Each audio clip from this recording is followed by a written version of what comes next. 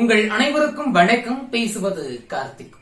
எழுத்தாளர், இயக்குனர், பாடலாசிரியர், கவிஞர், முனைவர் திரு நா. முத்துக்குமார் அவர்களுடைய வேடிக்கை பார்ப்பவன் புத்தகத்தை பத்தி நம்ம பேசிக்கிட்டு இருக்கோம். இதற்கு முன்னாடி இந்த புத்தகத்துல உள்ள கட்டுரைகளை காணொளியாக பேசி பதிவு பண்ணி இந்த பக்கத்துல பதிவிட்டு இருக்கோம். அந்த காணொளியினுடைய லிங்க இந்த காணொளியினுடைய கடைசி பக்கத்திலையும் டைட்டில் கார்டுலையும் டிஸ்கிரிப்ஷன்லையும் கொடுக்கிறேன். மறக்காம அந்த காணொளிகளையும் போய் பாருங்க. அடுத்த கட்டுரையில நா. முத்துக்குமார் அவர்கள் இவன் நானாகும் அத்தியாயம் அப்படின்னு சொல்லிட்டு ஒரு தலைப்புல நா. முத்துக்குமார் அவர்களுக்கும் சென்ற தலைமுறையினுடைய ஆகச்சிறந்த இயக்குனர், மூன்றாம் பிறை, நீங்கள் கேட்டவை, மூடு பணி அப்படின்னு சொல்லிட்டு ஒரு ஒரு இயக்குனரின் இமயம் அப்படின்னே இவரை சொல்லலாம். பாலு மகேந்திரா அவர்களுக்கும் இடையேயான தொடர்பை நா. முத்துக்குமார் அவர்கள் இந்த கட்டுரையில சொல்லியிருப்பாரு. நா. முத்துக்குமார் அவர்கள் பாலு மகேந்திரா அவர்களுக்கு ஒரு கடிதத்தை எழுதுவது போன்று இந்த கட்டுரையை ஆரம்பிச்சிருப்பாரு. நா. முத்துக்குமார் அவர்கள் பாலு மகேந்திரா அவர்கிட்ட அசிஸ்டன்ட் டைரக்டரா ஒர்க் பண்ணதை பத்தி ஒரு 5-6 வாரம்க்கு அப்புறம் இந்த வேடிக்கை பார்ப்பவன் தொடர்ல விகடன்ல எழுதலாம் அப்படிங்கிற ஒரு ஐடியா அவருக்கு இருந்திருக்கு. ஆனா அதற்கு முன்னாடியே காலம் அகாலமாக மாறினதை நா. முத்துக்குமார் அவர்கள் பதிவு பண்ணிருப்பாரு.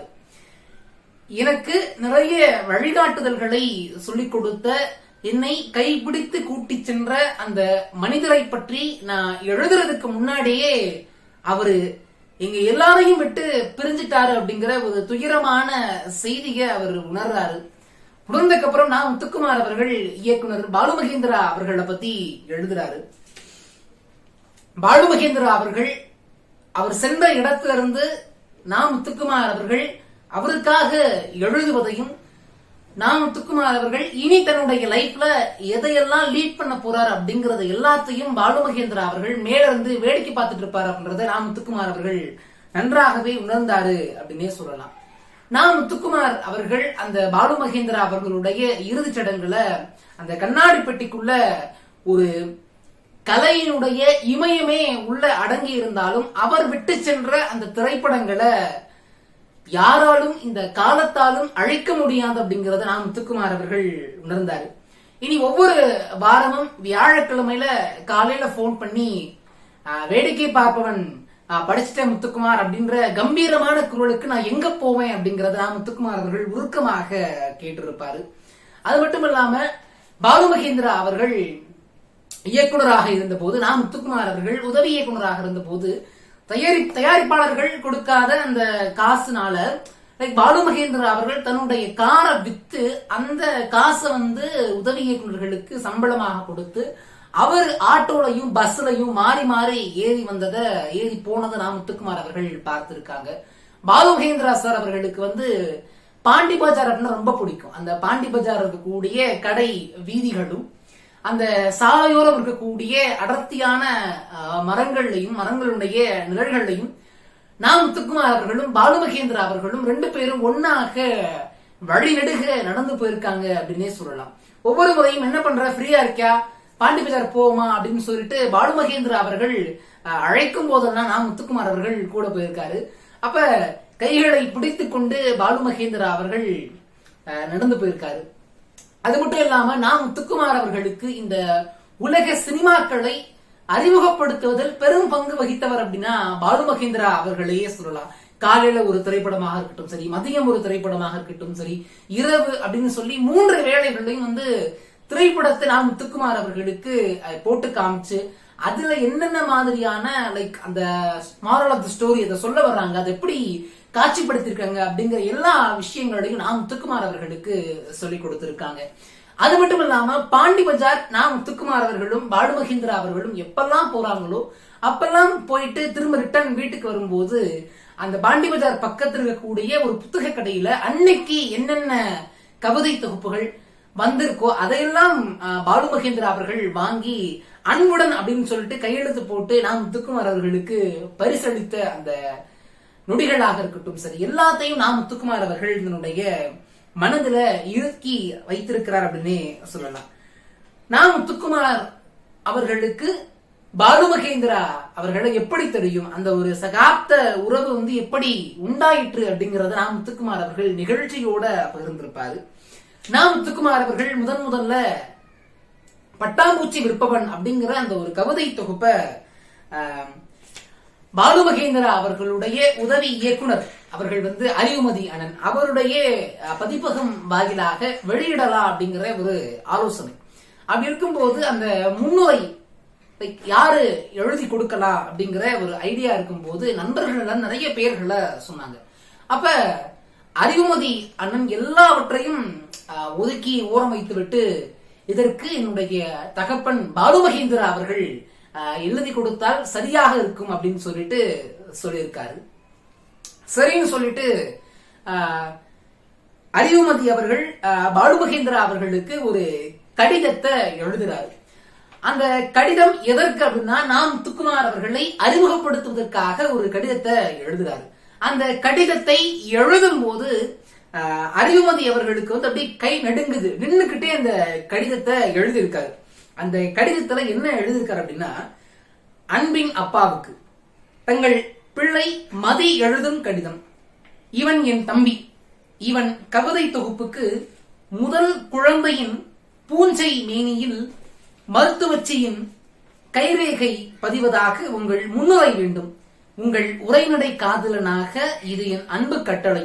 இப்படிக்கு தங்கள் அன்பு பிள்ளை மதி அப்படின்னு சொல்லிட்டு ஒரு கடிதத்தை நின்னுக்கிட்டே நடுங்கிக்கிட்டே அப்படியே எழுதி கொடுத்து நாளை காலையில போய் அவரை பாரு அப்படின்னு சொல்றாரு. நான் முத்துக்குமார் அவர்களும் போய் பார்க்கிறாங்க. பார்த்த உடனே அவரு பாலு மகேந்திரா அவர்கள் அதை படிச்சு முடிச்ச உடனே சொல்றாரு, உங்களுடைய தூர் கவிதையை வந்து கனையாழி விழாவுல எழுத்தாளர் சுஜாதா அவர்கள் வாசித்தத ஒரு பார்வையாளரா உட்கார்ந்து நானும் கேட்டேன். நிச்சயமாக பட்டாம்பூச்சி விற்பவன் புத்தகத்தினுடைய கவிதை தொகுப்புக்கு நான் முன்னுரை எழுதி தரேன் அப்படின்னு சொல்லிட்டு சொல்ல, நான் முத்துக்குமார் அவர்களும் தன்னுடைய அந்த ஹேண்ட் ரிட்டன்ல கையில எழுதுன அந்த இதை வந்து கொடுத்துட்டு வர, அந்த காப்பியை கொடுத்துட்டு வர, கொடுத்துட்டு நான் முத்துக்குமார் அவர்கள் வீட்டுக்கு போயிட்டார். அந்த காலம் அப்படிங்கிறது வந்து லைக் அந்த செல்போன் இல்லாத ஒரு காலம். தொலைபேசி இருந்துச்சு, லேண்ட்லைன் இருந்துச்சு, பட் செல்போன் இல்ல. அப்படி இருக்கும்போது அண்ணன் அறிவுமதி அவர்களுடைய ஆபீஸ்க்கு வந்து பாலு மகேந்திரா அவர்கள் லேண்ட்லைன் மூலமா கால் பண்ணி பேசுறாரு. நாளைக்கு காலையில 7 மணிக்கு நான் முத்துக்குமாரை வந்து என்ன பார்க்க சொல்லுங்க அப்படின்னு சொல்றாரு. நான் முத்துக்குமார் மறுநாள் மதியம் சாவகாசமா அண்ணன் அறிவுமதி வீட்டுக்கு போறாரு. அப்படி இருக்கும்போது அந்த தகவலை நான் முத்துக்குமார் அவர்களுக்கு சொன்ன உடனே நான் முத்துக்குமார் அவர்களும் இயக்குனர் பாலு மகேந்திரா அவர்களை பார்க்க விறுவிறுன்னு போறாரு. போன உடனே பாலு மகேந்திரா அவர்கள் நான் முத்துக்குமார கொஞ்சம் கடிந்து கொள்றாரு. ஏன் அப்படின்னா, நான் முத்துக்குமார் அவர்கள் அந்த பட்டாம்பூச்சி விற்பவன் புத்தகத்துக்காக முன்னுரை எழுதி கொடுக்க நான் இயக்குனர் பாலு மகேந்திரா அவங்க கிட்ட கொடுத்துட்டாங்க இல்லையா. அந்த நேரத்துல வந்து தமிழ் சினிமா வந்து லைக் இரண்டாக, அதுவும் முக்கியமாக இயக்குனர் இமயம் பாரதி ராஜா அவர்களுடைய தலைமையில படைப்பாளிகள் இயக்கம் அப்படிங்கிற ஒரு தனியாக சங்கமித்த நாள் அப்படின்னு சொல்றாரு.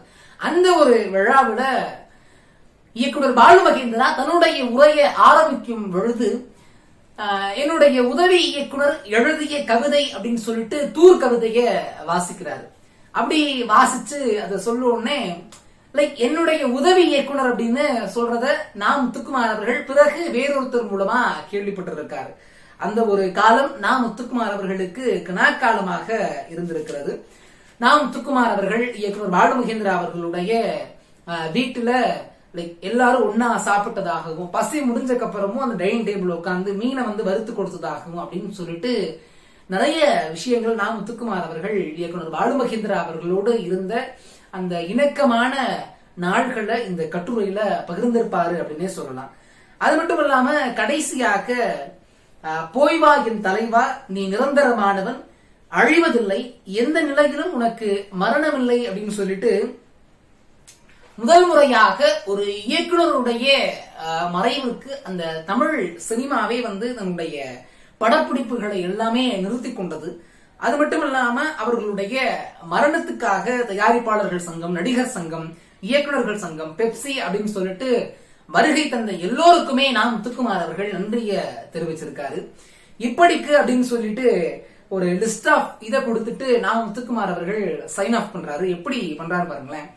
இந்திய வெயிலின் சுட்டரிக்கும் அனலையும் தமிழ் யதார்த்தத்தின் பொழுதி காற்றையும் வெள்ளித்திரையில் விதைக்கும் உங்கள் பிள்ளைகள் ஒளிப்பதிவாளர்கள் சங்கி மகேந்திராக்காக, ராஜராஜனுக்காக, நித்யாவுக்காக, கவிஞர் அறிவுமதிக்காக, இயக்குனர்கள் பாலாவுக்காக, வெற்றிமாறனுக்காக, சுகாவுக்காக, ராமுவுக்காக, சீனு ராமசாமிக்காக, விக்ரம் சுகுமாரனுக்காக அப்படின்னு சொல்லிட்டு நிறைய விஷயங்கள்ல நான் முத்துக்குமார் அவர்கள் பெயர்களை பதிவு பண்ணிட்டு கடைசியா மற்றும் ஒரு பிள்ளை நான் முத்துக்குமார் அப்படின்னு சொல்லிட்டு முடிச்சிருப்பாரு. லைக் ஒரு இயக்குனரின் இமயம் இயக்குனர் பாலு மகேந்திரா அவர்களுக்கும் ஒரு ஒரு அவர் சொல்லியிருப்பாரு, அவருடைய வரிகள்ல ஒன்னு சொல்லியிருப்பாரு. நான் ஒரு பட்டுப்புழுவா இருந்த என்னைய பாட்டு புழுவா மாத்தினது இயக்குனர் பாலு மகேந்திரா அப்படின்னு சொல்லியிருப்பார். அப்படிப்பட்ட ஒரு எழுத்தாளனுக்கும் பாடலாசிரியருக்கும் இடையே உள்ள தொடர்பை நான் முத்துக்குமார் அவர்கள் எப்படி கொண்டு போயிருக்காரு, அந்த உறவை நான் முத்துக்குமார் அவர்கள் எப்படி தன்னுடைய வளர்ச்சிக்காகவும் ஒவ்வொரு செயல்கள்ல இருந்தும் ஒவ்வொரு அணுவான அசைவுகள்ல இருந்தும் அவர்கிட்ட இருந்து எவ்வளவு விஷயங்களை நான் முத்துக்குமார் அவர்கள் கத்துக்கிட்டு இருக்காரு அப்படின்றதையும் கத்துக்கொண்டே இருக்கிறார் அப்படின்றதையும் இந்த கட்டுரையை வாசிக்கும் போது அதை உணர்ந்து கொள்ள முடிகிறது. அடுத்த ஒரு காணொளியில நாம் முத்துக்குமார் அவர்கள் இன்னும் என்னென்ன வாழ்க்கை பாடங்களை நமக்கு இதான்பா அப்படின்னு ரொம்ப அழகா சொல்ல போறார் அப்படின்றதையும் நான் உங்ககிட்ட சொல்றதுக்கு ரொம்ப ஆவலா காத்துக்கிட்டு இருக்கேன். நான் இன்னும் என்னென்ன புத்தகங்களை வாசிக்க வேண்டும், இன்னும் என்ன புத்தகங்களை நம்ம விமர்சனம் செய்யலாம், மதிப்புரை செய்யலாம், அதை காணொளியாக பதிவு பண்ணி உங்ககிட்ட கொண்டு வந்து சேர்க்கலாம் அப்படிங்கறதையும் மறக்காம கருத்து பட்டியல பதிவு பண்ணுங்க. தொடர்ந்து இணைந்திருங்க, பேசுவோம். நன்றி. வாழ்க தமிழ்.